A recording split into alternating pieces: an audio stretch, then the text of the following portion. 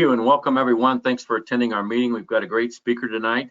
I think we've been doing these virtual meetings now since April or May of last year, and there's still a few kinks as you walk through, especially when you get big crowds. And we'll try to work through any of those that come up as we go. Hopefully it'll be very smooth and you'll get something out of the meeting. I know we've heard an awful lot of feedback from around the country of people said, gee, I learned some great things from your meeting, and it's so nice during these periods of isolation to be able to sit in and learn something new, and maybe even have a little networking beforehand. So hopefully you get that out of it. Thank you very much for attending. We do conduct, for those that are new to our chapter meetings, we do conduct a little business ahead of time, even in virtual meetings, just a little chapter business to let you know what's happening. One order of business I wanted to mention is last month, we found out that there was a way that you could join a meeting and pirate emails from GoToMeeting. And someone did that, and you probably received some advertisements for some Apex classes and things from another chapter.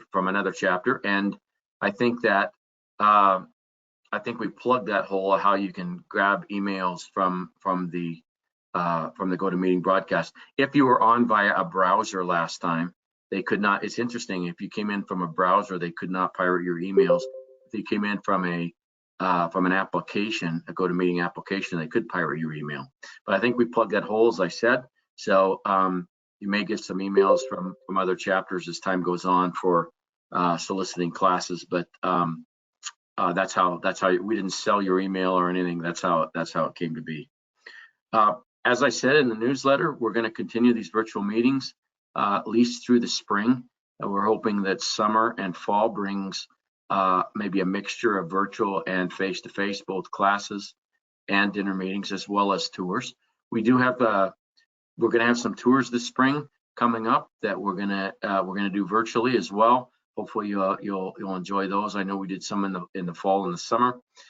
And we are going to continue meetings into the summer a little more this year as well. Again, we're trying to maintain that connection with you all and between us as supply chain professionals, so that we can stay in touch. We are doing pretty well against our strategic goals this year. We had a lot of goals around expanding membership, but also expanding our reach in both PDMs and classes.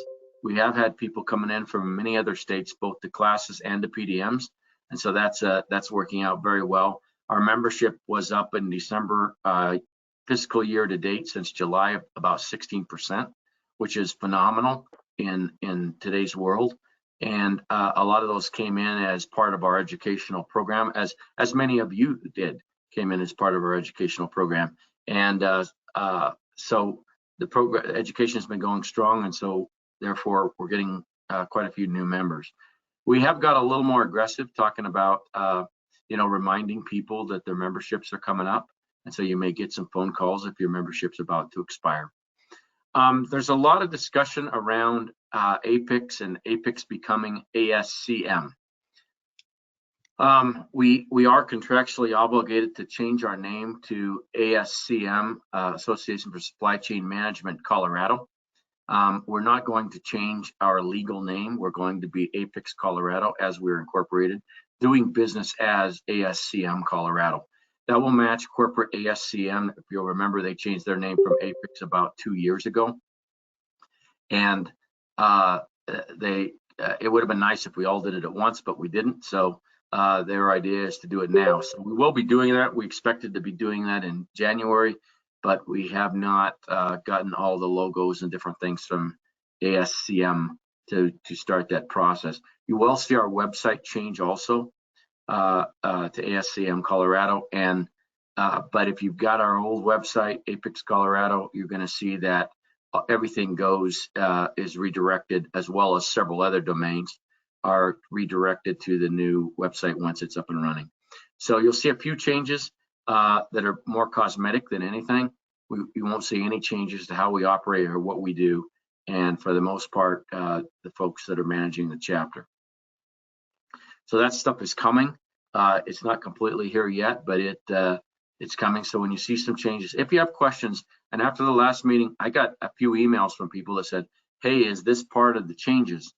Anything to do with classes or dinner meetings or newsletters or anything that you see from Apex Colorado is not changing. So if you see something that appears to be changed, you see something that appears to be an issue, or you have a question on, feel free to email me or any other member of the board of directors, and we should have an answer. And if we don't, we'll get an answer. Okay, with that, let's move on to education and get an update on where we're at with classes and classes starting. Honey? Good evening, everyone. Glad you could make it tonight. So we are actually ready to get started on our winter lineup of classes. In fact, our CPIM program kicks off on Friday, or sorry, I'm thinking Friday, it's actually Saturday. So Saturday we'll start CPIM Part 1.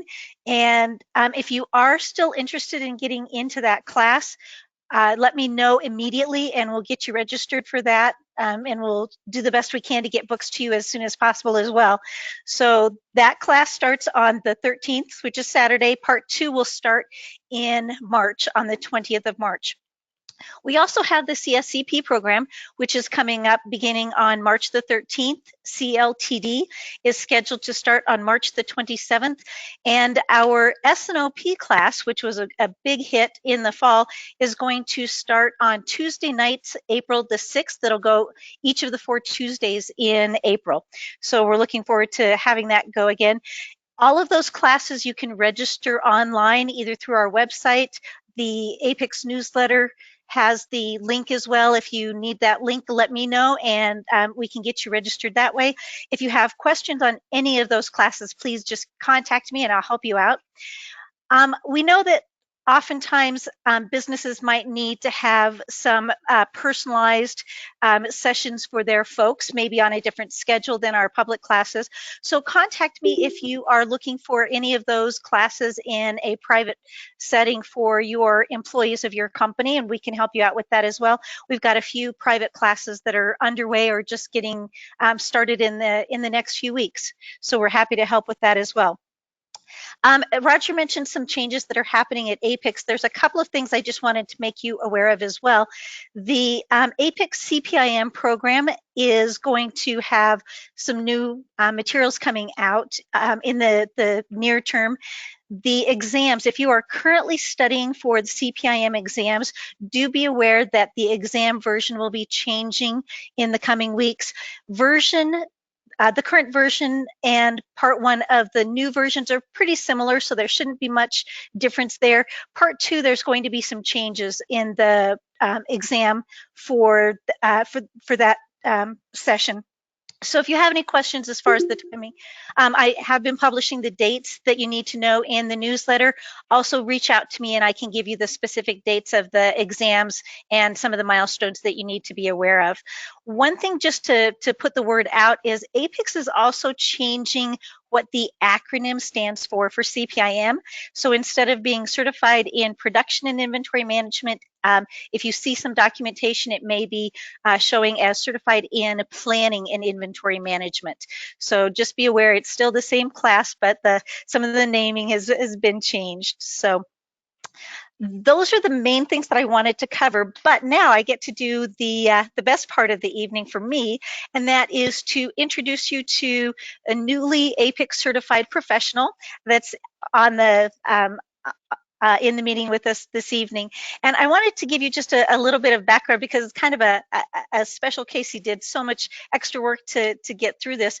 Michael Sharp is with us, and Mike actually had CPIM a few years ago and it had lapsed. So he needed to retake both of the CPIM tests to get his program reinstated, which he did while he was deployed in Bahrain. So Mike, a lot of diligent working there from far away to get not only the studies, but to get the exam under your belt.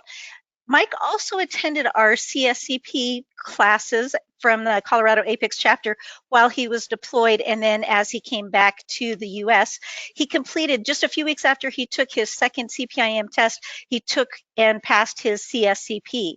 So I'd like to congratulate Michael Sharp for attaining his re-up on his CPIM and gaining his CSCP certification. And so I actually warned him about this, but I'd like Mike to just take another minute or two and let the folks that are on the meeting know why APIC certification was so important for you.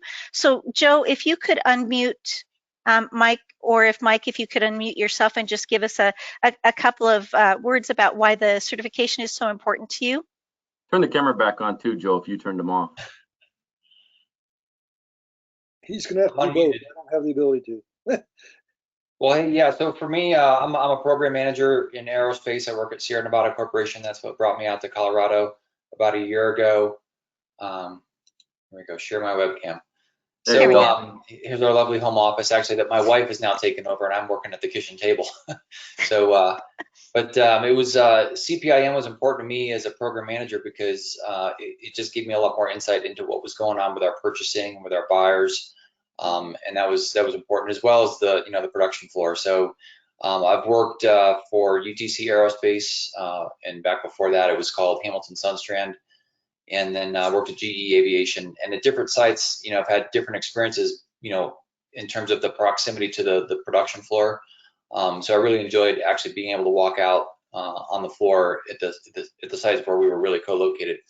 Not really the case here, but it still helps. The first task they put me on was, chasing parts and making sure we had everything to build our very expensive electronics boxes. So it's a good tandem for me to be PMP and CPIM and now CSCP. I think it just kind of gives me the bigger picture. Excellent. Well, congratulations on your diligence with all that. And I'd like to just say on our behalf as well, thank you for your service, because I know just coming back from a deployment is a little bit rocky as well. So welcome back. Thank you. I'd like to just open it up. Is there anyone else who has recently become certified in any of the APICS programs? I didn't see anyone else on the list, but I just wanted to make sure we didn't miss anyone. Chris Bros just got certified. Chris, thank you so much. I had you on. I meant to mention that when I saw your picture show up. My apologies. Chris just attended our CPIM program, and boy, those tests you took pretty quickly, one right after the other. So that was just about a week ago that Chris is a brand new certification holder. So Chris, I'd like to ask you to do the same thing that Michael did, is if you can just tell us a little bit about why the APIC CPIM certification is important to you and to your career. And turn on your camera if you can, Chris. There you go. There. Sorry, Hello. I didn't see you there. I was looking for you. I saw you on the list. Congratulations. Thank you. It's important to me, the knowledge is important to me, to just for the obvious. And it's also important to me for colleagues and potential employers to have that credibility in the eyes of those employers, particularly for the ones that will value this type of skill set. And that's what I'm most excited about. Very good. Well, congratulations, Chris. Thank you. Usually when we meet in person, I'm happy to give each of our newly certified professionals their pen that corresponds with their certification, but we also, as a chapter, provide $100 for their certifications. So in lieu of being able to hand you a crisp $100 bill tonight, Chris and Michael, I will make sure that we get a check in the mail to you, and I will also be sending you your certification pens. And with that, that's what I have tonight, Roger. I'll turn it back over to you. Stop you. Chat shows that Emma Zhu says she got her CSCP last month too. Emma Zhu. Great. Well, then I will ask if you would please tell us about the value that you see in your certification as well, please. Hi. Hello. Yeah. It's Emma. Yes, we can hear you. Okay. Yeah. I learned a lot from when I read the books, the like 2,000 pages, and because for the job what I'm doing right now is only buyer, So there are so many things I can learn for the production and for schedule orders. So a lot of things to learn. Very good. So it helped broaden your exposure. That's terrific.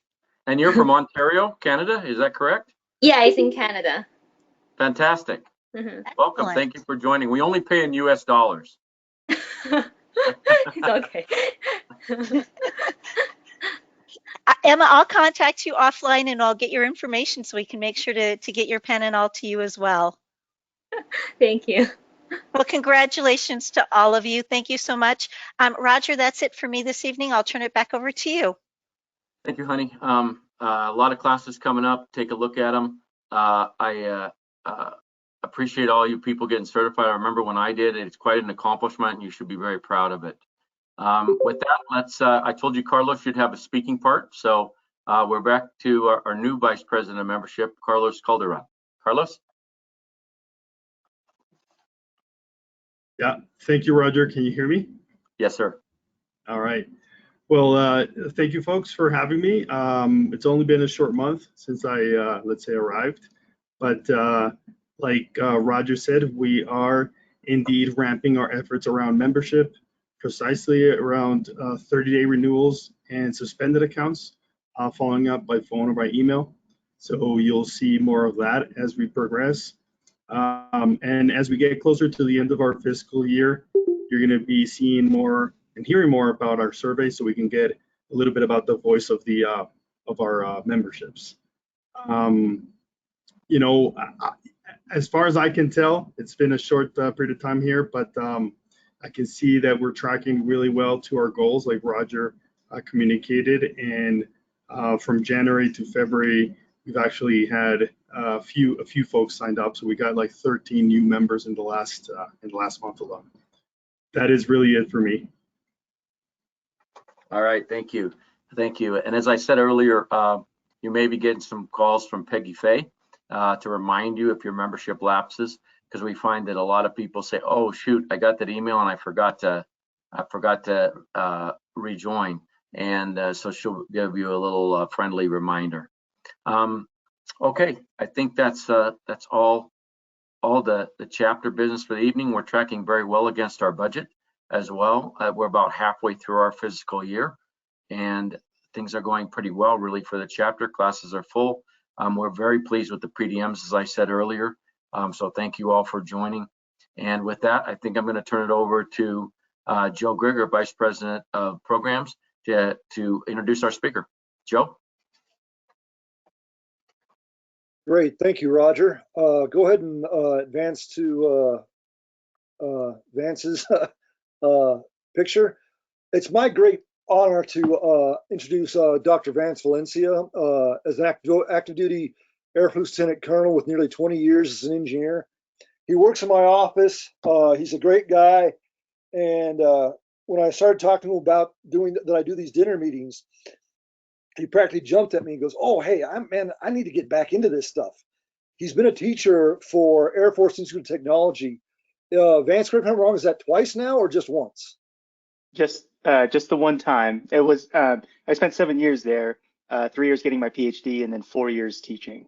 Right, and so right there, you got a PhD with in systems engineering at the Air Force level, and you really got to understand the level of intelligence when they feed them into this grinder of this guy's class. They got to be among the best, and it's been fantastic to have him nearby. I work at U.S. Spacecom as a contractor. Dr. Vance, Colonel Vance, is on the engineering side, so all that recent public deals with where U.S. Spacecom is going to be, he's at the heart of it. I mean, he's really there, living that future of Spacecom and how to put it there, and living all the politics and talking in terms of billions of dollars. So it's great to have him here. You can bet that he knows what he's talking about when it comes to value stream mapping, and turn it over to him to make him the presenter. You got that, Tony? Can you give it to him? And we will, yep. Vance, go ahead and take presenter.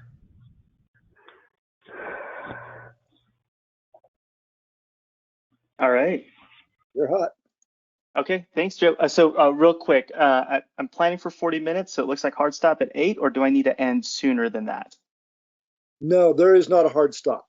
Okay, all right. So I'm gonna walk you guys through my set of slides and my presentation. I'm shooting for 40 minutes, so we'll see if we get to 8 o'clock. Might go a little bit over, but hey, Joe, thanks for the introduction.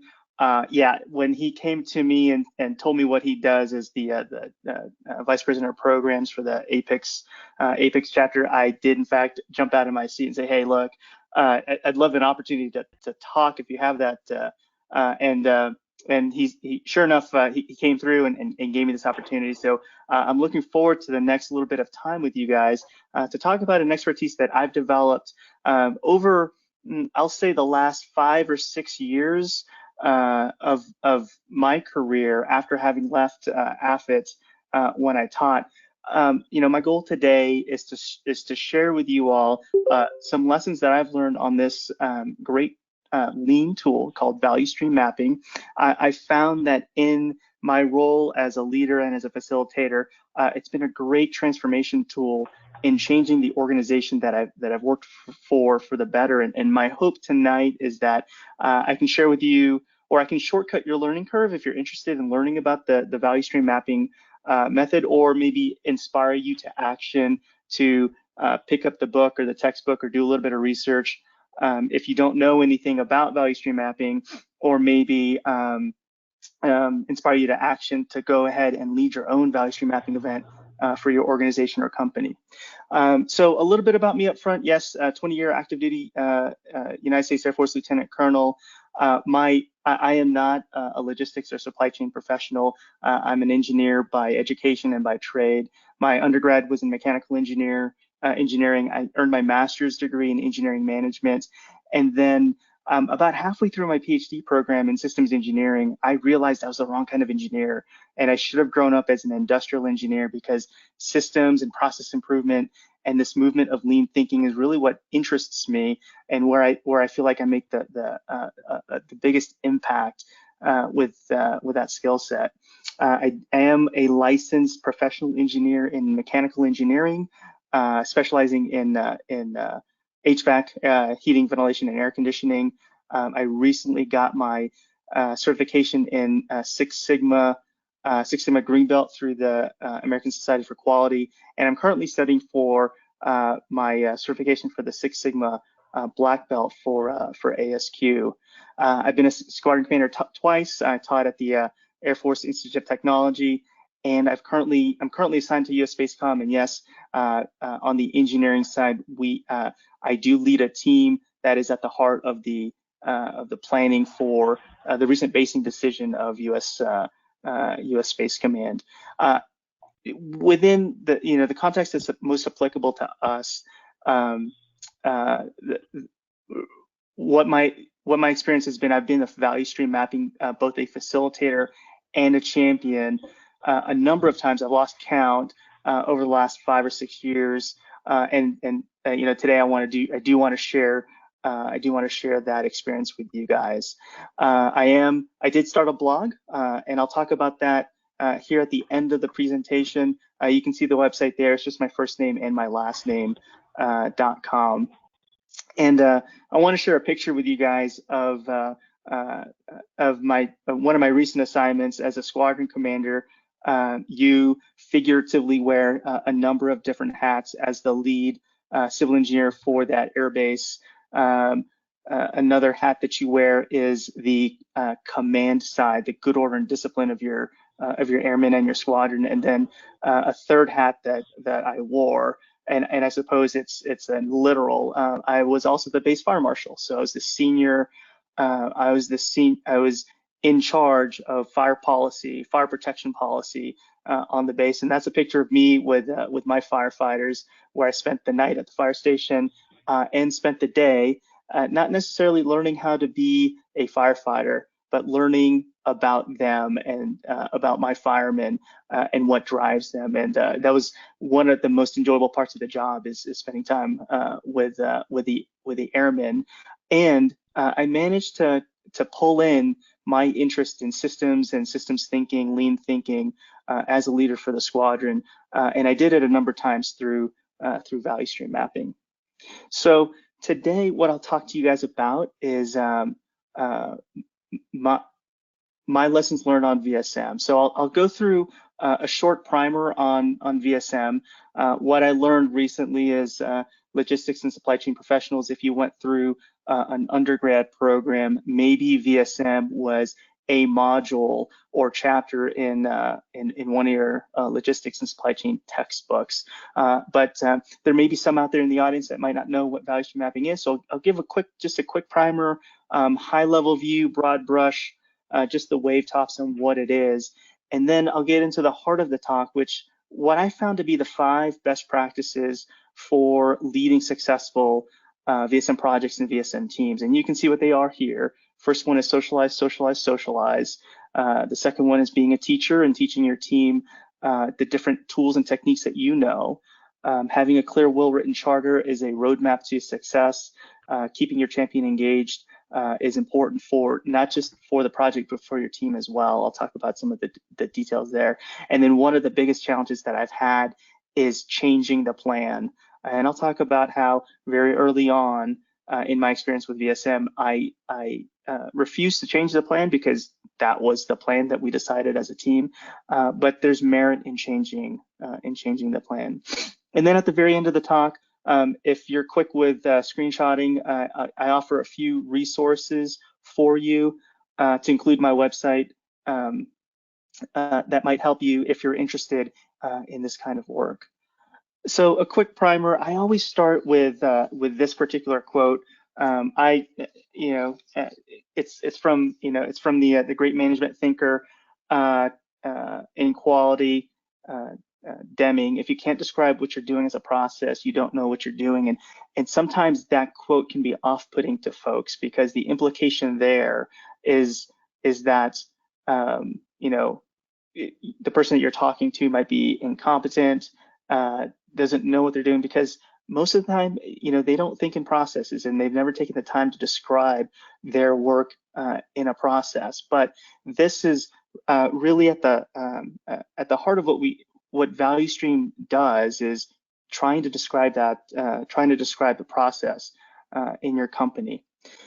To answer the question of what is value stream mapping, these are 2 great books. The original book is on the left, Learning to See by Rother and Schuck. It was the original, and and I forget when that was written, but in 2013, Martin and Osterling came about and wrote their own book on value stream mapping, because what they discovered was Learning to See is a great book. Both of these books are great books for the nuts and bolts of what VSM is, but the context is different. In Learning to See, that is written for manufacturing. So if you are making a physical product on some sort of assembly line, the Learning to See book is fully applicable. But what Martin Osterling has done is written about VSM in the context of a non-manufacturing setting. So if I recall correctly, they have examples for healthcare in their book. I believe they have an example for a shipping company, and I think there's a business office setting where they provide examples of how value stream mapping worked out. And for me, as a civil engineer where we don't manufacture things, but we do have processes, that the Martin and Osterling book was a perfect book for me to read. I'll flash these books back up at the end, and there's also a website that you can go to for additional information before going out and buying these books.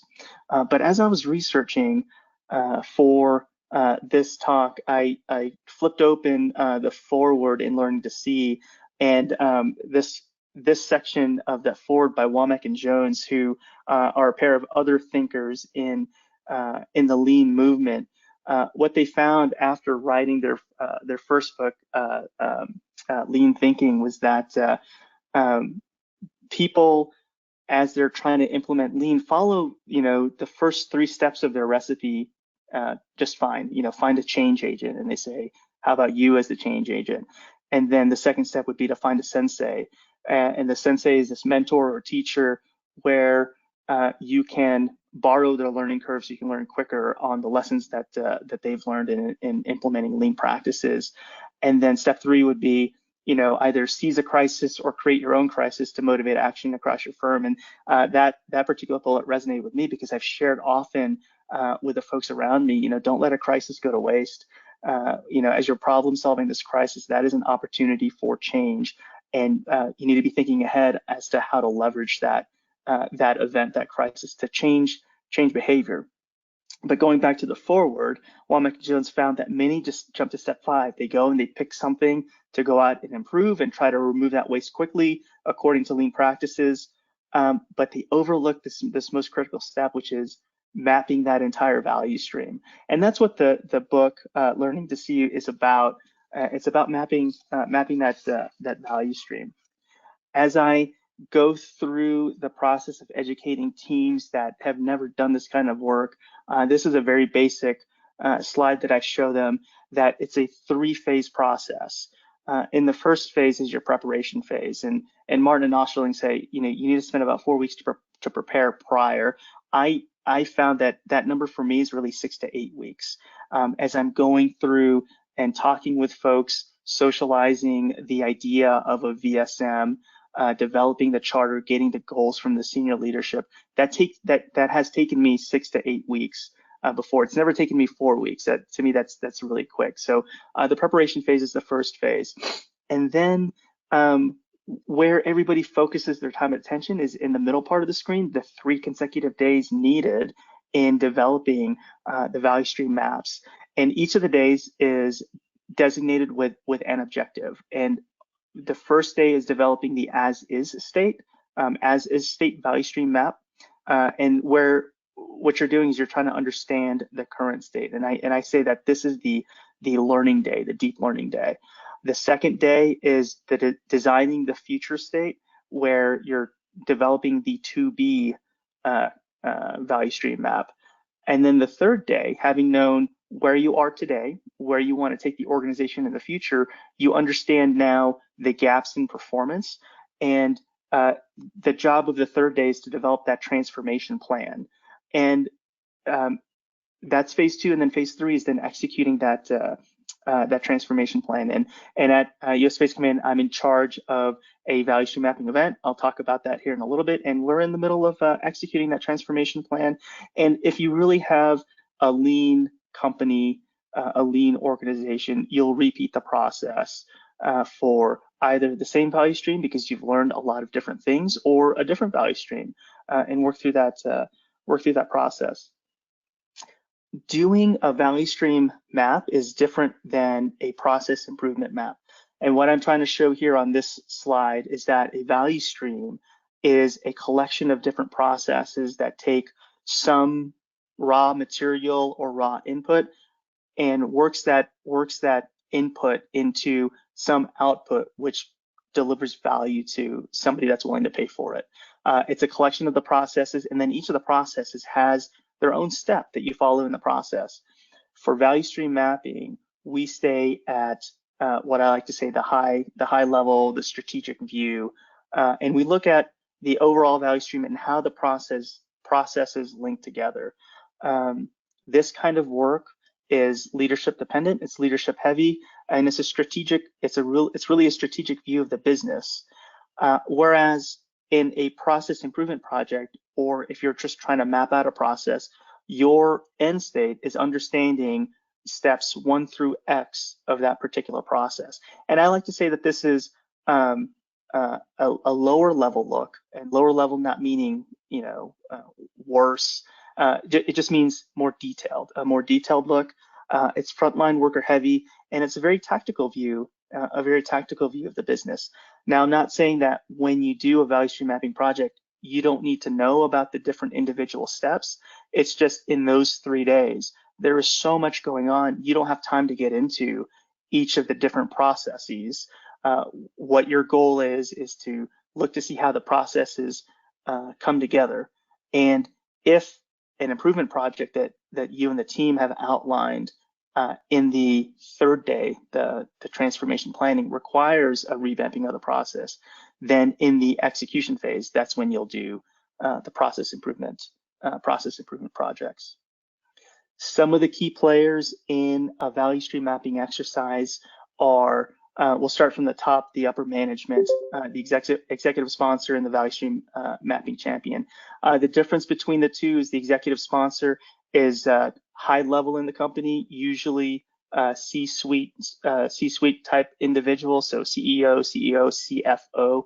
And then the value stream champ is a few levels below, that has responsibility for the overall performance of a particular value stream. So that could be a plant manager, a vice president, one that oversees all of the different processes that feed into that particular value stream. So I've been on a couple of projects where I played the role of the value stream champ, but most of my projects have been as the facilitator. And the facilitator is this individual that knows the ins and outs, the nuts and bolts of how to take part in or how to lead a value stream mapping event.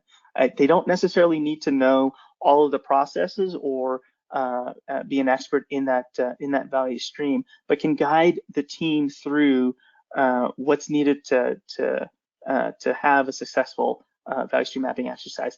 Of course, you've got the mapping team, which are the experts or the managers that have key roles in different processes, oversee key processes as part of the value stream. And then you'll have folks that aren't part of the team, aren't part of those 3 days where you're creating the map. And these folks are people that are subject matter experts or logistics support to the team. And then everybody's important, but the piece that would be I think detrimental or would hinder success from a project is if you didn't have briefing attendees, you didn't have people that you invited to the meeting who would be affected by the change. And so all throughout, as you're developing the charter, you'll outline who the briefing attendees are. And then I just ask a rhetorical question. You know, if you wanted to do a value stream mapping exercise, where do you think you would fit in? And with knowledge of VSM, I think that you could easily be a facilitator for a particular project, but maybe you're a little bit in a higher management role in your company, and being a value stream champion would be just as important and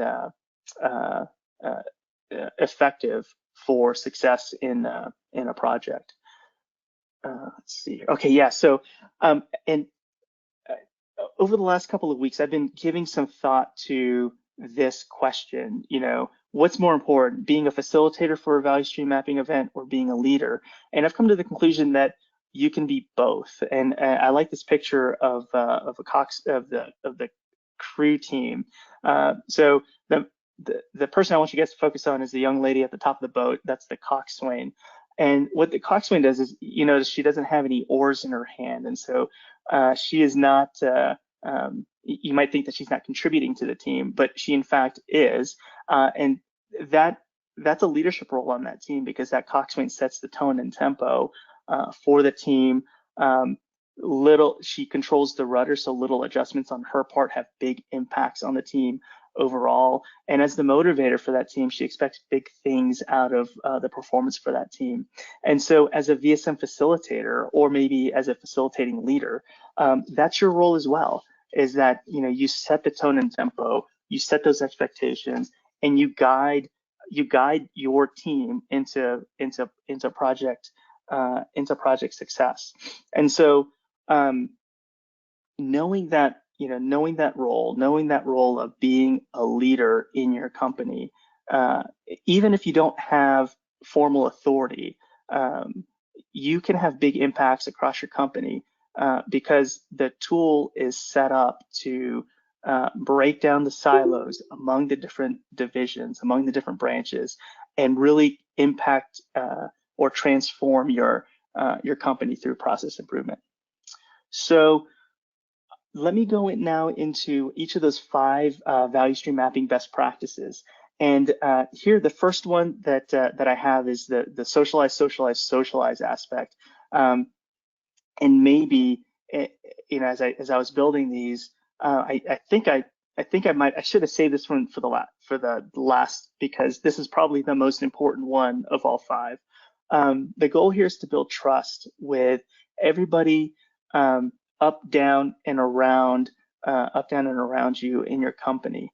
And you can see on the slide, I built this slide after my first value stream mapping event to Alec Brief, who is the wing commander of the base. So the wing commander is the top officer on an air base, and I had an opportunity to brief him and talk about this particular event. And what I wanted to do was show, you know, the same 3 phases, but also show kind of the detail. And what I'm showing you here is the word socialize. It appears 4 different times on the slide because it's so important. You know, it's so important in building the trust for you know, at first the team that you're trying to get with you to go along on this journey, and then for the people that aren't directly involved, but again, who will be impacted by the improvements or by the changes that you'll make. You know, the word improvement is just a synonym for change, and I suppose it just means a good change. But people are very afraid of changes to how they're going to work because they've gotten comfortable. And so when you outline that what you're going to do is maybe possibly change the way that they're going to work, you need to build trust. You know, they need to trust you that you have their best intentions in mind. And so in the socializing step, it's more than just a meeting. You need to really sit and talk with people. And that's why I think I take 6 to 8 weeks to do the prep phase, because a lot of that time is spent talking with people about the idea of VSM, taking them through the education process, and then finding the right people on the team, and then also going and finding the people that are going to be affected by the change to tell them, hey, you know, this is coming. And the last point here is that socialization. If you go back to that last slide, it's baked into the process. It's baked into the preparation phase. It's baked into the out briefs of the current state day, the future state day, and then the transformation planning day. So socializing is one of the 5 VSM best practices, or the first one that I presented here. The second one is being a teacher, because if you're interested in value stream mapping, what you need to realize is that not everybody sees processes like you do. In fact, most people only see kind of the work in front of them or their responsibilities. And what makes this such a powerful technique, especially for in particular for the people that are on the team that you've recruited, is that they now have the vision of the value stream mapping champion. They have gone into the weeds, and the process takes them through so that they can see beyond their own individual work and see how their work impacts work downstream, or how work ups, or how their work impacts people downstream, or maybe how the upcoming work, you know, impacts their own work. And so, because not everybody sees the processes like you do, what you want to do is you want to try to teach every technique. If you have a certification in Lean or Green Belt Six Sigma, you know tools that they don't. And there's a little bit of a paradox here, in that the more you teach, you're sort of giving power away, because you're giving these people this tool that you know. But the more that you do that, or the more that you give power away, the more that you actually get back, because now you've increased your credibility, because your expertise they see your expertise, and because of that, they'll trust you more. Your credibility increases because you're able to teach.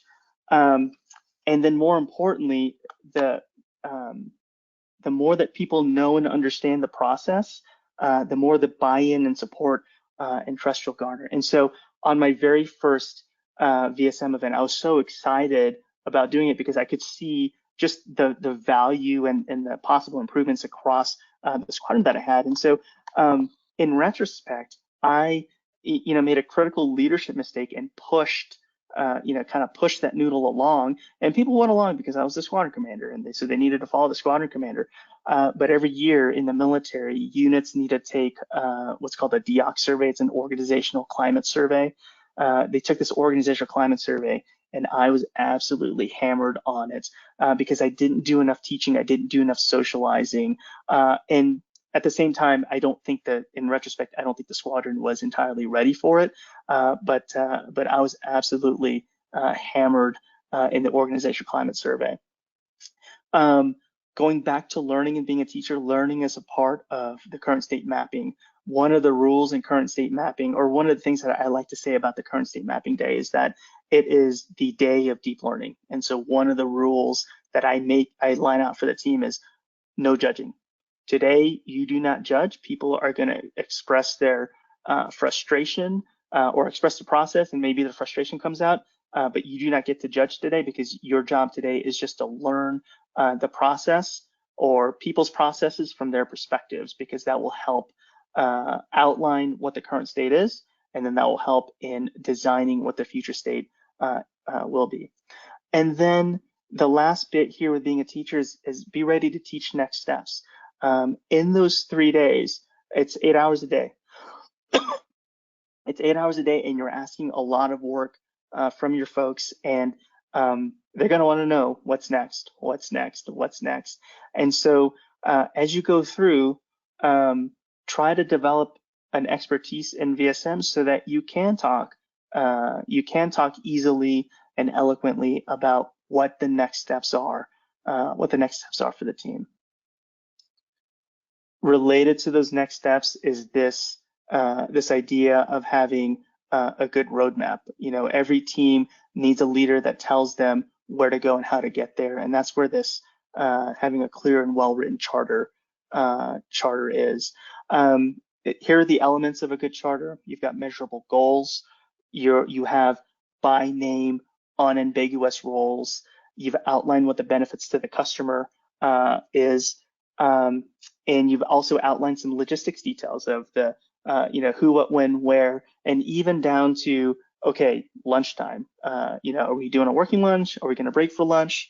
The charter, it's developed in the prep phase, and this is another one of those things. This is the other thing that takes me a long time to do, and why the prep phase takes me 6 to 8 weeks rather than 4 weeks, is because I'm developing this document, which requires me to circle back with the folks that are interested in the VSM mapping event and tell them, okay, this is what I've learned, this is what I believe the goals to be.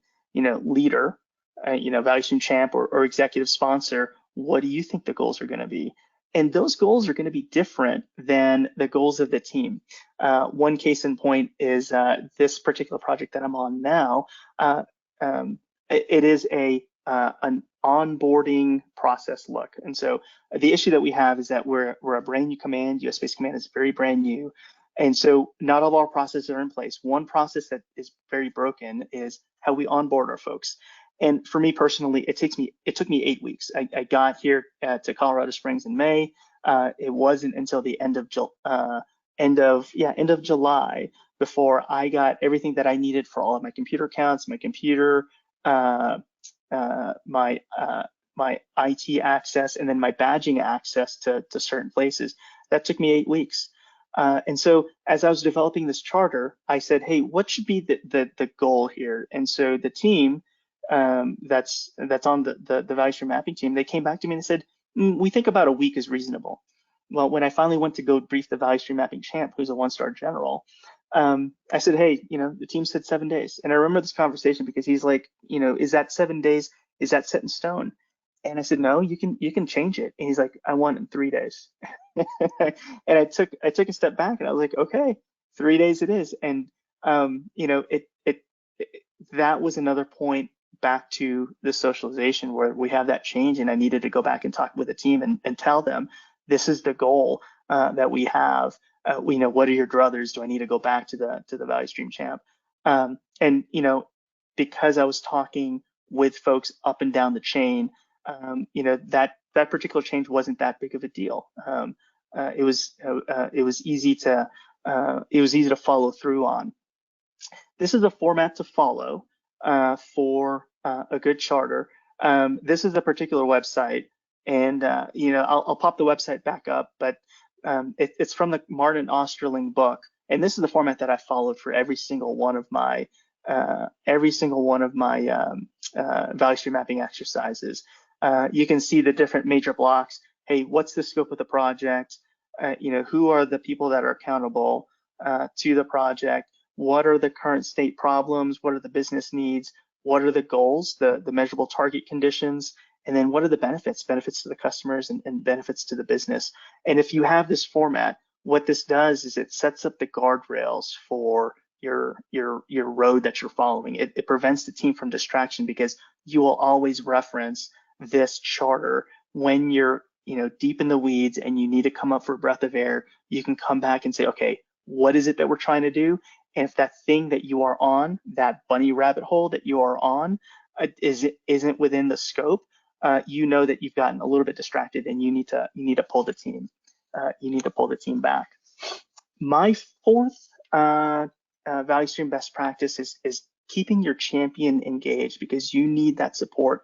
You need that support from the top, and it's really, it could be the champ or the executive support, the executive support, that C-level, C-suite individual, because the benefits that you'll get from that support is on the left, right? You'll get interest not just from the people on your team, but from people that are on the outside looking in, because they realize, oh, wait a minute, the boss is interested in this particular project that you have.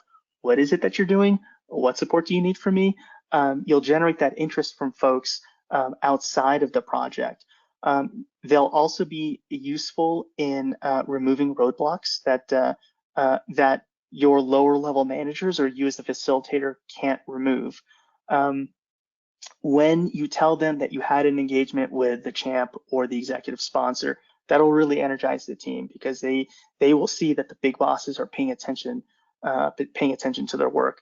And then the role of the value stream champ is to communicate with that executive leadership so that you don't have to do it as the facilitator. In fact, maybe as the facilitator, you're too far down the food chain to have those communications with executive leadership. So some tips on keeping that support or generating that support: as a facilitator, you got to have good, consistent progress updates. What's worked for me is a weekly email outlining where we're at with the different process improvement projects that the team came up on. And so once a week, I email for this particular project the general and let them know, hey, this is where we're at with project X. Here's where we're at with project Y. I need help on this, that, or the other thing. I couple that with a monthly in-person meeting with the general, so that he can address any of his concerns with me in person without having to type back an email, or he can elicit, or he can ask whatever questions he's got on his mind. Another important tip is to make good products. Coming out of your mapping sessions, you'll have a map, you'll have a transformation plan, you'll have a charter that's important for that champion to be able to understand. And so make good products, have them available in both digital and hard copy so that he can reference them, and offer to that leader opportunities for engagement with the team. So you can invite him to any meetings that you have. Don't have to invite him to all the meetings because that's your job. Your job is to lead and facilitate the different meetings with your value stream mapping team, but offer opportunities for that engagement for him, so that the folks can see for themselves that the leadership is engaged and interested in their work. And then point out roadblocks and ask for help. That's their job, is to remove those roadblocks for success on your project.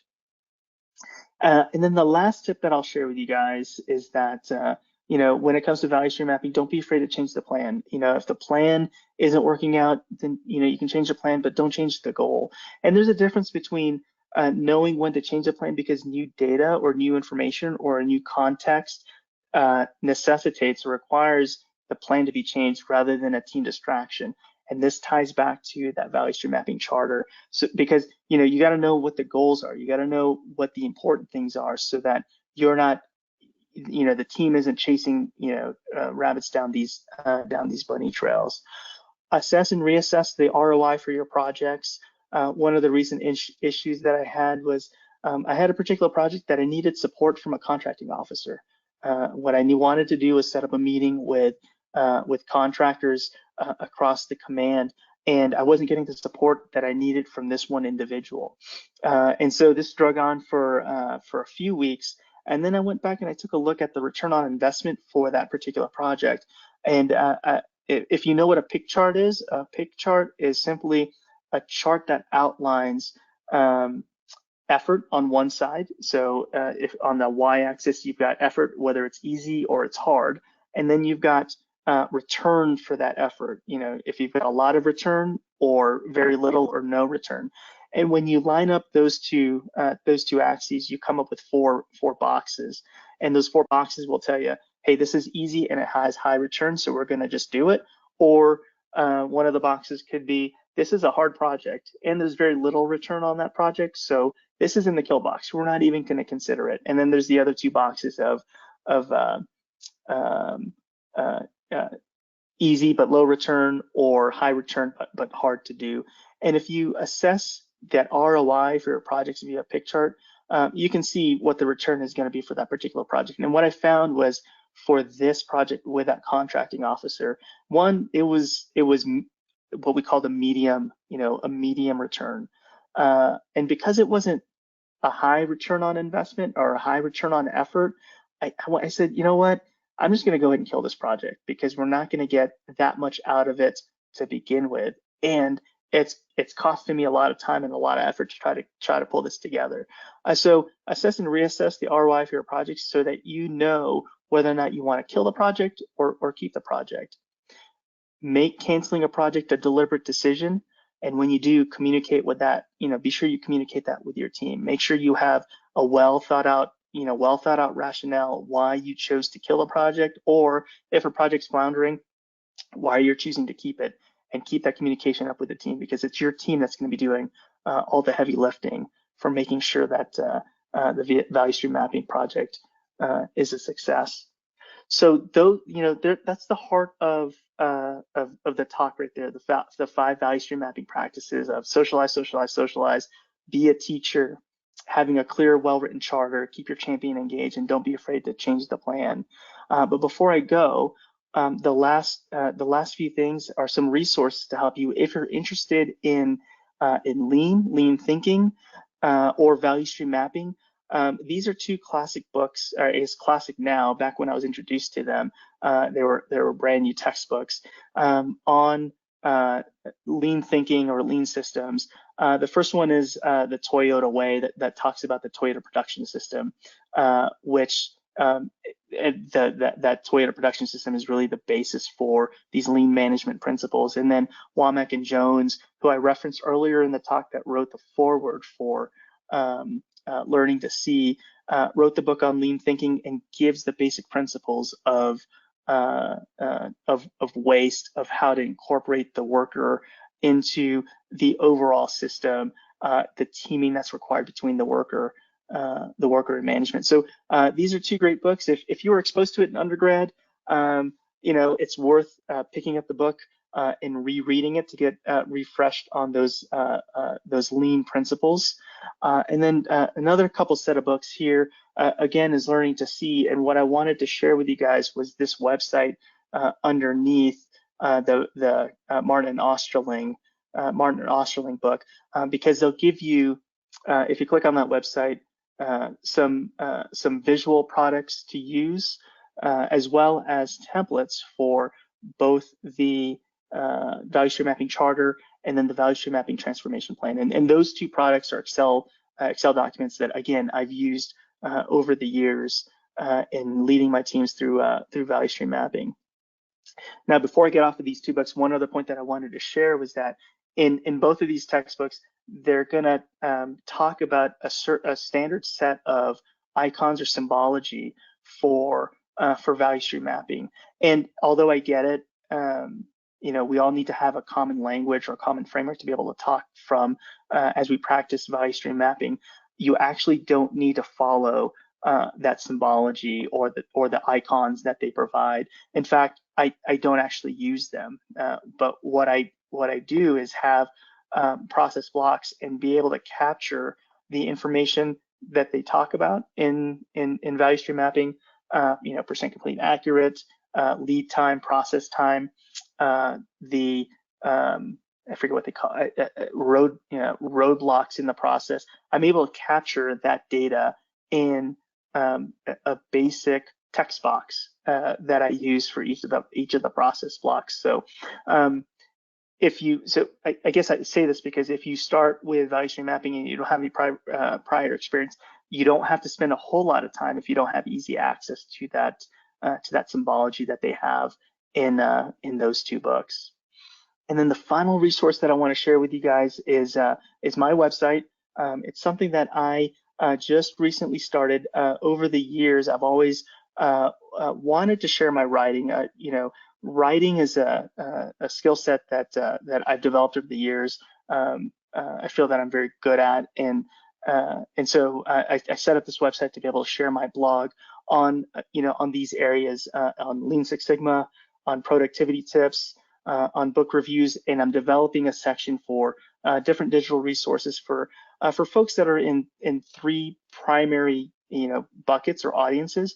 The first one is what I like to call the process improvement professional. So if you have a role in your company where your job is to look at processes, or you like looking at processes and would like to know some more about process improvement, that's one audience. The second audience that I write for are for folks that are going after their Lean Six Sigma certification or Lean certification or Six Sigma certification, because that's near and dear to my heart as a mechanical engineer, as a systems engineer that didn't have an academic background in industrial engineering. The certification, it's a challenge for me. It's not a challenge that I can overcome, but it's a challenge for me, and I'd like to share that journey with folks that are interested in getting their certification. And then the final audience is folks that are interested in productivity tips. So I just share on occasion a blog post or two on things that I'm doing to increase my productivity for performance at work, or I should say performance in my roles and goals in life. And so not only am I an active duty officer, but hey, I'm also a father, I'm also a husband, and I also have some goals with my recreational time. And so I share some tips to help there. One other piece that I'm trying out is a weekly newsletter.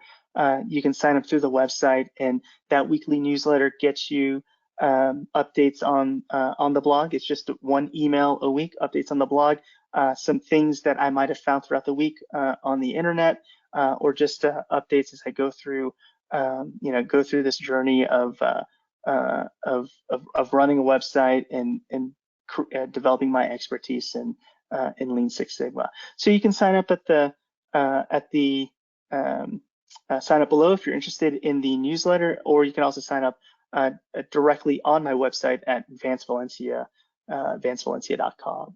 So that's it. I walked through 3 parts. Gave you guys a value stream mapping primer, gave you the 5 value stream mapping tips or best practices in leading successful teams through that improvement process, and then shared with you some resources that I hope will be helpful to you if this kind of thing is interesting. So encourage you guys to check out the website or check out the resources that I offered in this presentation.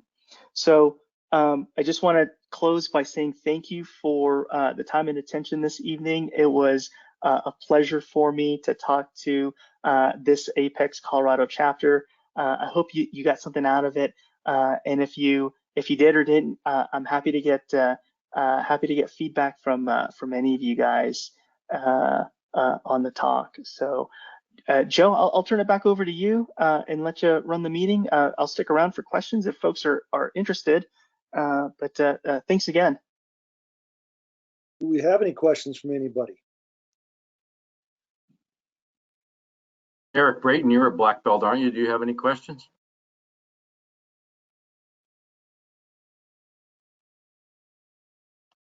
Hi, Roger. No, I was just listening in. There's usually a number of ways you can approach value stream mapping and problem solving and process improvement, and this is a great way to go. Thanks, Eric. Yep. Hey, Vance, this is Mike. I have a question. Going back to the beginning of your brief, you mentioned you should always take advantage of a crisis, if not even create one. I'm paraphrasing a little bit. Can you give an example of maybe how you've created a crisis, in the work, I guess at work, in order to kick off a value stream map or a process improvement? No, I can't. I can't say that I create. Let me think. If I. No, I don't think I've ever created a crisis. Each of the value stream mapping opportunities that I've taken were just that. Those were opportunities where I saw, somebody or some organization needed help. One of the things when I was the commander at JBER in Alaska, we had, I think it was 2018, November 2018, we had an earthquake. Come through. I think it was I want to say it was 7.2 earthquake, did extensive damage to the base. In the run-up, or as we stood up the emergency response or emergency operations center, I keep coming back to the story. The wing commander, she was concerned that we had fatalities or could have fatalities on the base because of building collapse. The earthquake was that bad that I had to quickly spin up my engineers and learn how to be structural assessors for the 15 or 1,800 buildings on the base. The question that the wing commander had to the commander that ran the morgue on the base was, how many morgue spaces do we have on the base? She asked that about an hour after the incident, asked that question again 3 hours later, and then asked that question again 24 hours later. And what she found was she got 3 different answers. And what that told her was that there's something wrong with the emergency operations center. And after the dust settled on the earthquake response, one of the initiatives was we need to figure out how to do what we called a warm start on the emergency operations center, because the problem was people were going in cold into these jobs of emergency response, but they didn't know what they were doing. And right in, you can kind of see why, because that's not our day-to-day job, right? And so one of the value stream mapping exercise that we came up with was, gosh, I forgot. I think it was called emergent JBER or wing emergency response or something like that. And it was a way to, and what we did was we outlined exactly what you do in value stream mapping. We outlined, how are we doing emergency response right now today? And then what is the system that we need to set up in order to get to the proficiency that the wing commander needs when we have an emergency. So unfortunately, I don't have one that I manufactured, but knowing or having this tool in your tool belt will help you spot those opportunities where you can apply value stream mapping.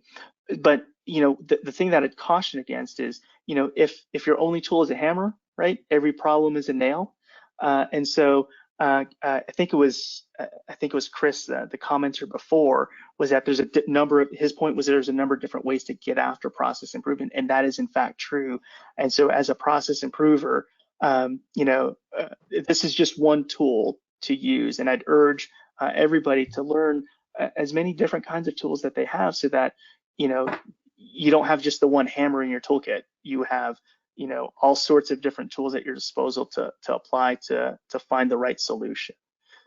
So So yeah, so unfortunately, Mike, I can't answer your question about one that I've manufactured because I haven't manufactured one before, but I am very opportunistic with applying VSM. Okay, anybody else have a question for Vance?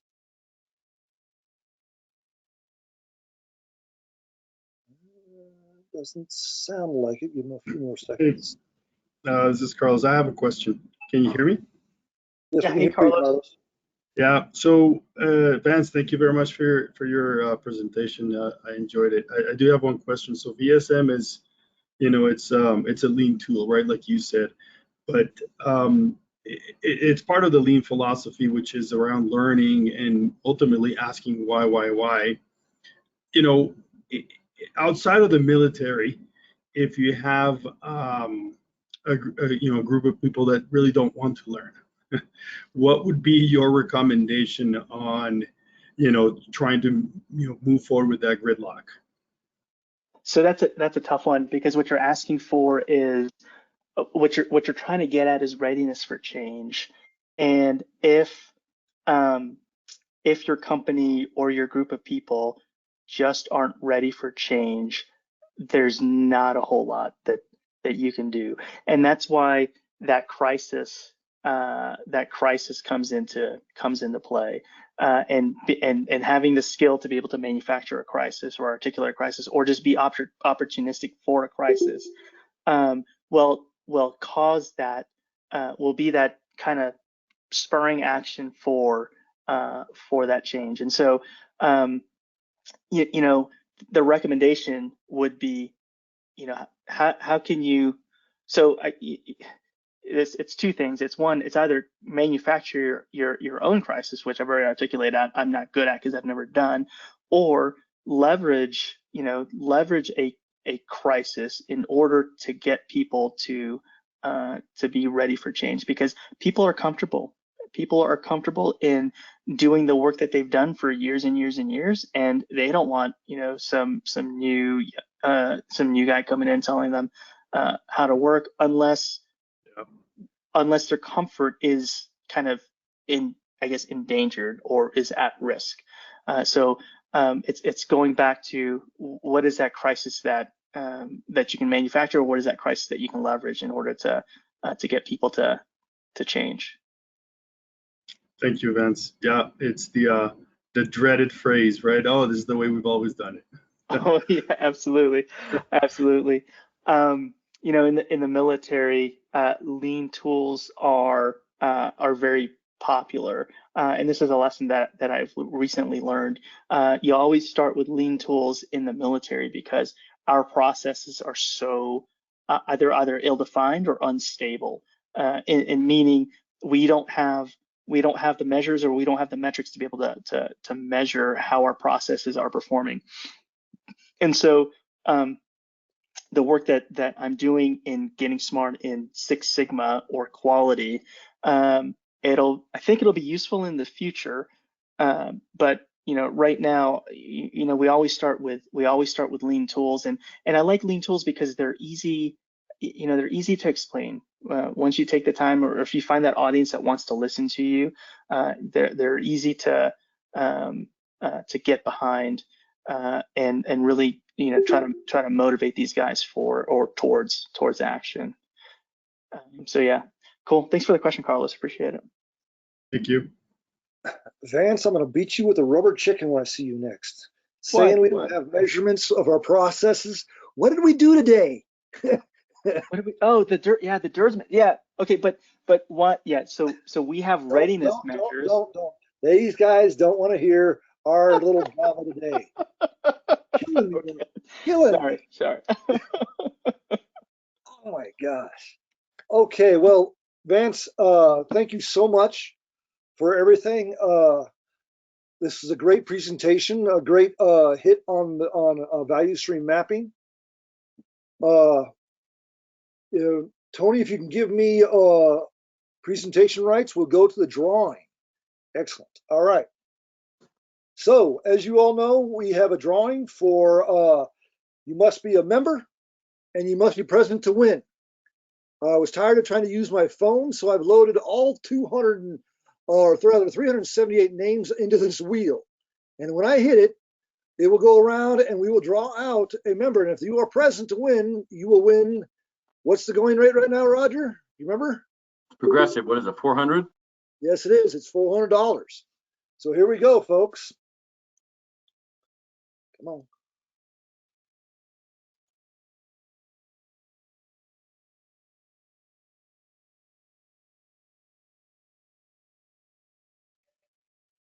Zach Leland.